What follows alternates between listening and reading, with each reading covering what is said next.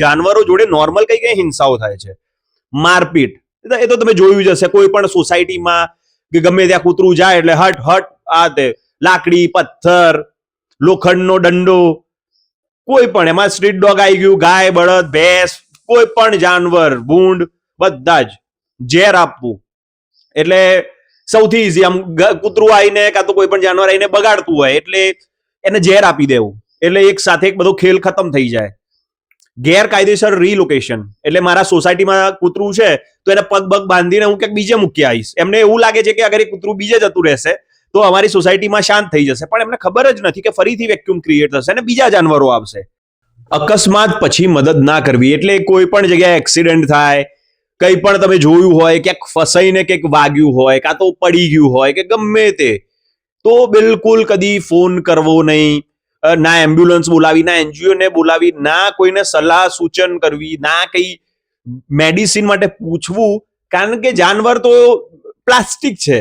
કદાચ પ્લાસ્ટિકની કોથળીની વધારે કિંમત હશે જાનવર કરતા. એટલે સૌથી પહેલું હિંસાનું અગર કોઈ માધ્યમ હોય તો એ જાનવર બને છે. કામદાર પશુઓ ઉપર અત્યાચાર, ઊંટ, ઘોડા, બળદ, એ બધાનું તો એટલું બધું ભાર, એટલે જે વિચારે વગર. તમે અગર બીજી વાત કહું તો ગાયને 4 કિલોમીટર પ્રતિ કલાકની જ સ્પીડે ચલાવી શકાય અને ભેંસને 3 કિલોમીટર પ્રતિ કલાકની સ્પીડે ચલાવી શકાય. તમે જોતા હશો કે લોકો બાઇક લઈ લઈને દોડે છે એમની પાછળ, પાછા ઘરે લઈ જવાને, એવું બધું કેટલી સ્પીડમાં દોડાવે છે.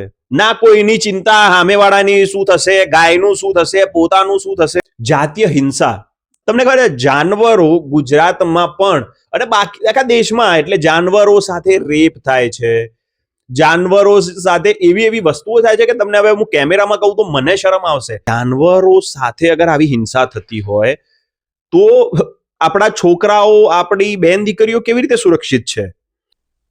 ગાડીથી, એટલે કૂતરું બૂતરું દેખાય કે એમ કોઈ પણ જાનવર ચાલીને આવતું હોય એટલે આપણે એટલા બુદ્ધિજીવી છીએ કે આપણે એવું વિચારીએ કે જાનવર તો ખબર પડી જશે ઊભું રહેવાનું છે, પણ આપણે ઊભું નથી રહેવું.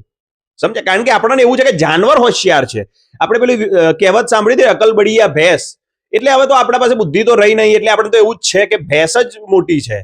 એટલે હવે એવું થઈ રહ્યું છે કે જાનવર ક્યાંક રોડ ક્રોસ કરતું હોય તો આપણે એના પહેલા નીકળવાનો ટ્રાય કરીએ છીએ.